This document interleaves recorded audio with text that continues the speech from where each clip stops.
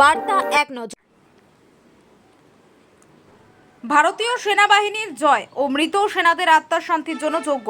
সোমবার রায়গঞ্জ শ্যামপুর মোড়ে মাধব বর্মনের বাসভবনে একটি যজ্ঞের আয়োজন করা হয়েছিল। প্রতি বছরই যজ্ঞ করে থাকেন উনি শান্তি কামনার জন্য, কিন্তু এই বছর একটু অন্য রকমের যজ্ঞ করেছেন তিনি। ভারত পাকিস্তান যে যুদ্ধ চলছে সেই যুদ্ধের ভারতীয় সেনাদের শান্তি ও জয়লাভের এবং কাশ্মীর সেনা যাদের মৃত্যু হয়েছে তাদের আত্মার শান্তি কামনার জন্য বাসী এবং দেশবাসীর শান্তি কামনার জন্য এই যজ্ঞের আয়োজন। আমার নাম হচ্ছে মাধব বর্মন। বলছি আজকে এখানে যজ্ঞ হচ্ছে এবং আমরা যেটা দেখতে পাচ্ছি যে তারাপীঠ থেকে সমস্ত সাধকরা এসছেন। কি কারণে এই যজ্ঞ? এই যজ্ঞটা আমাদের প্রতি বছরই হয়, কিন্তু ঘটনা হচ্ছে যে এই বছর হচ্ছে এই যজ্ঞটা করছি যে প্রতি বছর না এই বছরও হচ্ছে, কিন্তু আমাদের ভারতবর্ষে যে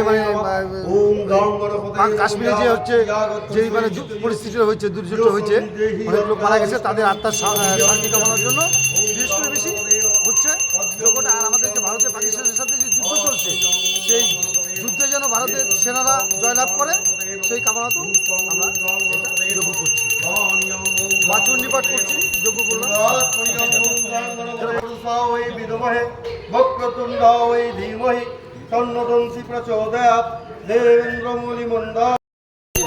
মিলন ব্যানার্জি বলছি আজকে আপনারা তারাপীঠ থেকে এসে এখানে মাধব বর্মনের বাড়িতে যজ্ঞ করছেন, কি কারণ?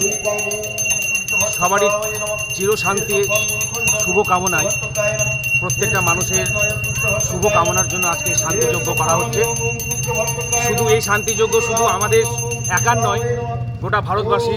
আজ যে আমাদের ইন্ডিয়া পাকিস্তানের যে আজকে এই পরিস্থিতি দুর্নীতি হয়েছে, তার জন্য আমি সকল মানুষের কাছে এই শুভ কামনা করব যেন খুব তাড়াতাড়ি আমাদের প্রত্যেকটা মানুষ যেন সবাই সকলে ইন্ডিয়ার বর্ডারে যারা আর্মি যুদ্ধ করছে, প্রত্যেকটা বীর সন্তান যেমন মায়ের সঙ্গে যুদ্ধ লড়াই করে যাচ্ছে, তারা যেন সকলেই শুভ জয় করে। আর পাক সেনার যারা জঙ্গি আছে, যারা আমাদের এরকমভাবে অত্যাচার করছে, মা যেন তাদেরকে কঠোরভাবে শাস্তি দেয়, এই শুভকামনা করি। জয় মা তারা।